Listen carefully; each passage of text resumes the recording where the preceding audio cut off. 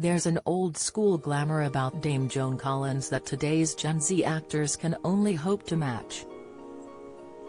Looking every inch like movie royalty, Joan, 90, meets with Love Sunday to give an update on her new book and tour, where she will reminisce about her extraordinary career and days as one of Hollywood's brightest starlets.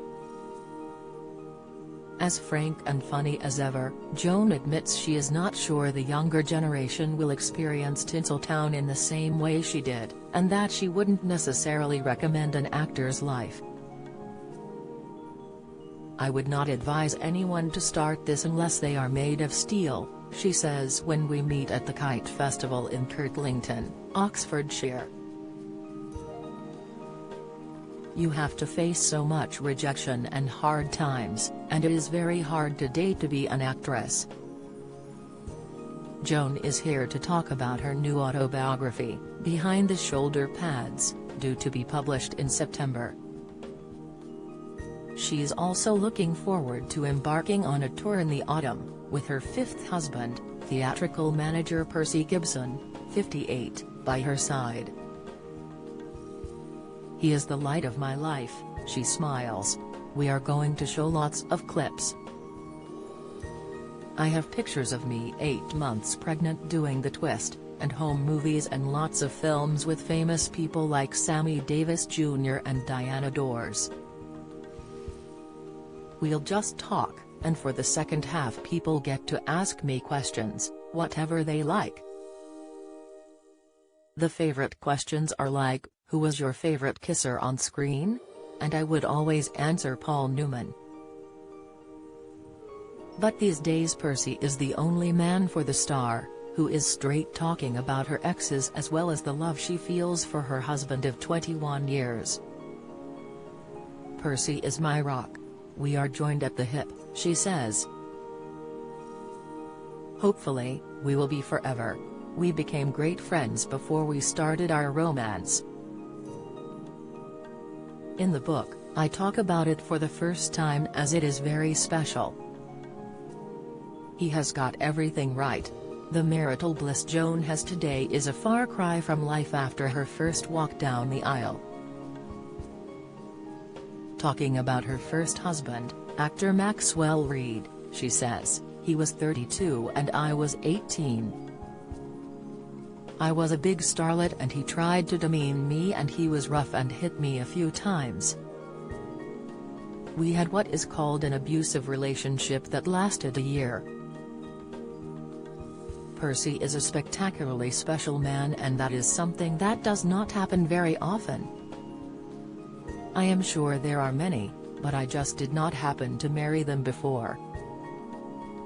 Although it's clear her confidence has bloomed over the years, as a youngster, Joan remembers disliking her body as she hit puberty. "I would dress, look and act like a boy. I went to football games with my father, wearing corduroy and brogues and sweaters to hide my body. That only lasted for 6 months, I am happy to say," she says. Despite any childhood struggles, Joan, who tells us she was a feminist before we knew what a feminist was determined to follow her passions. "I always wanted to be an actress, and even though I loved movie stars I wanted to be on the stage," she says. Joan was discovered at 15, while at drama school RADA, and by 20 she was in Hollywood. She recalls feeling on top of the world when she arrived. "I got offered $1,000 a week but I wanted $2,500. My agent said I was insane and said I should stay in England and learn my craft. But they gave me the money and I got to play top roles. I was very lucky," she says. A long way from home, life may not have been easy for Joan, who negotiated her way through Hollywood well before the #MeToo movement shone a spotlight on predatory types in the movie business. Thankfully, she'd been given solid advice by her dad, Joseph, who was also in showbiz, about how to deal with unwanted advances. There were no stars I dreaded sitting next to, certain producers but not stars.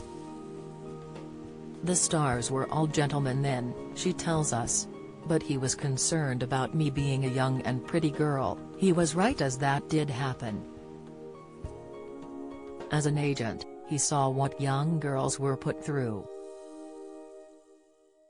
He had a very good way of dealing with that and said, "Just kick them in the nether region, darling."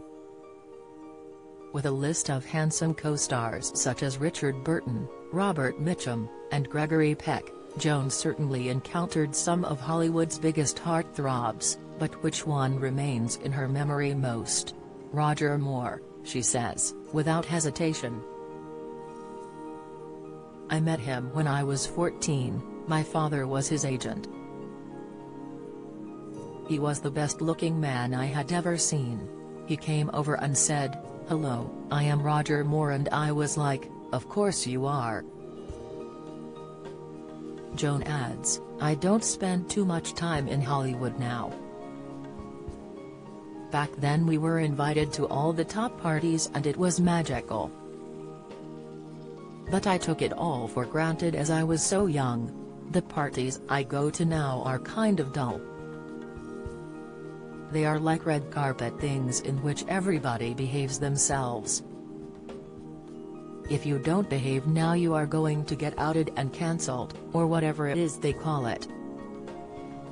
Still most famous for her portrayal of Alexis in glossy primetime soap Dynasty, Joan explains that, even in the 80s, being a star was very much about towing the line for legendary TV producer, Aaron Spelling.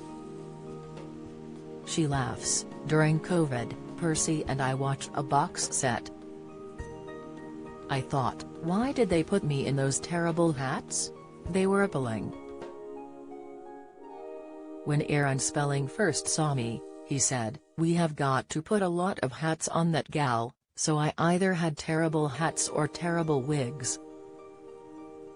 Explaining how both she and Dynasty co-star Linda Evans were also expected to look really thin, she reveals that any actresses on set were certainly not encouraged to tuck into the on-set catering. "They had all this food like donuts, pies, bacon buddies, chips and sweets on one side and on the other it was carrots, lettuce and celery, and that is where we had to eat," she remembers. Now, she contemplates how body-positive stars are changing how bodies are seen in real life as well as on screen. "That feels like progress to me," she smiles. "I don't have to hold my stomach in anymore.